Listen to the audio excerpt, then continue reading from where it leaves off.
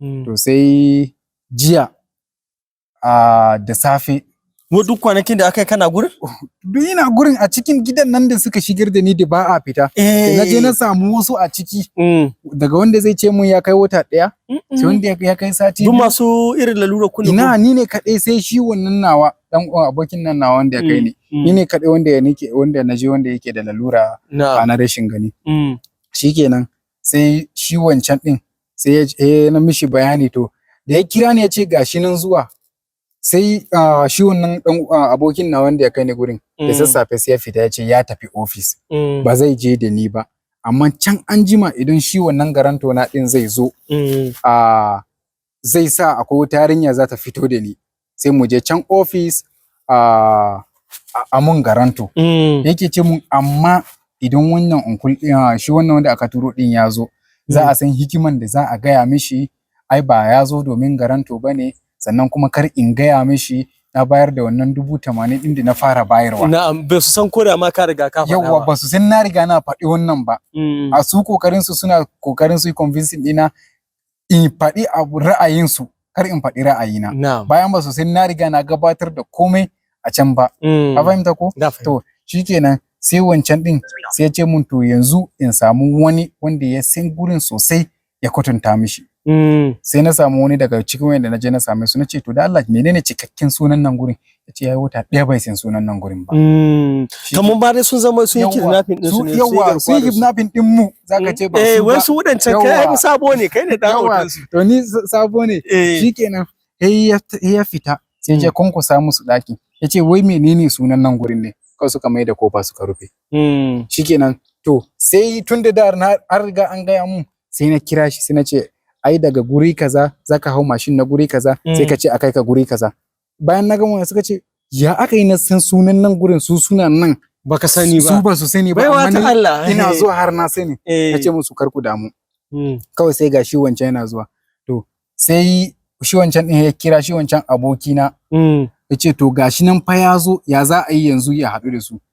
Shikenan sai yake kiran ita wannan yarinyan ta fito da ni a kawo ni ofis.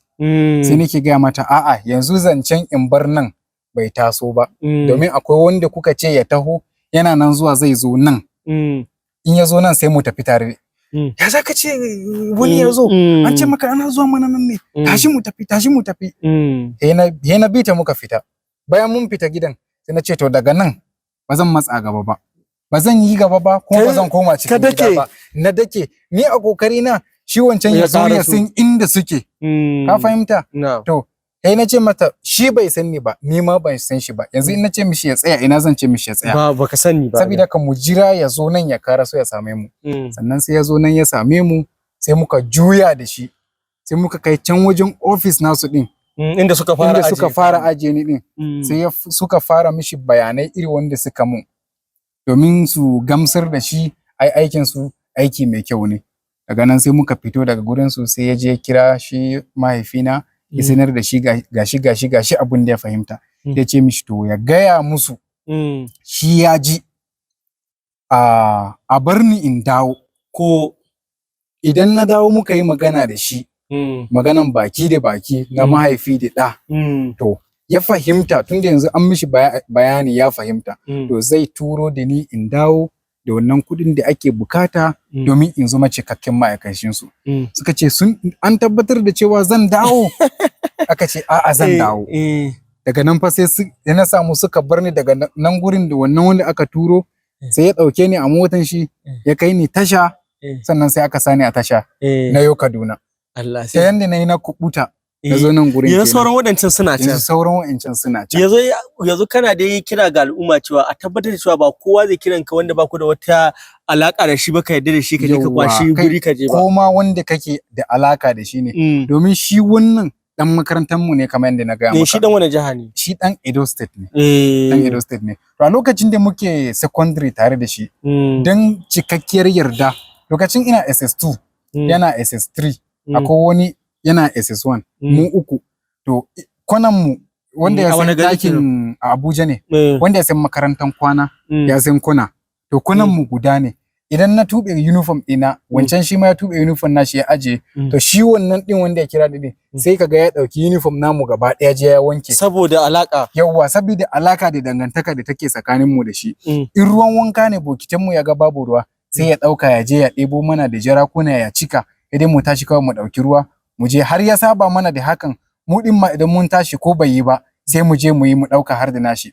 To shi kuma yana dan gani mu kuma ba ma gani kwata-kwata in za mu je dining karbo abinci ya sa wannan a hannun hagu ya sa ni a hannun dama ya zama muku da ginshiki ya zama mana ginshiki jagora har ina kiran shi da babanmu a makarantan to kaga karshen yarda ta shiga tsakanina da shi to kuma ya gaya mun ya samu mun aiki ya kira ni da sunan an samu aiki a kamfani to kaga dole in yarda da shi in je to kira ga al'umma ko ka yarda da mutum in ya kada ka saki jiki wannan yawa kada ka saki jiki ayi hattara kuma idan har mutum ya kira ka irin wannan to mutum ya tabbatar da yana da wayo sosai da dabara domin ina godewa Allah wannan abun da ban yi makaranta ba kuma da bai bani iko da iya sarrafa irin wannan wayan ba to kaga da na fa shiga da ina can yanzu da har yanzu ina can amma da taimakon Allah ya sa na fito to Allah ya sauke jama'a masu bibiyan mu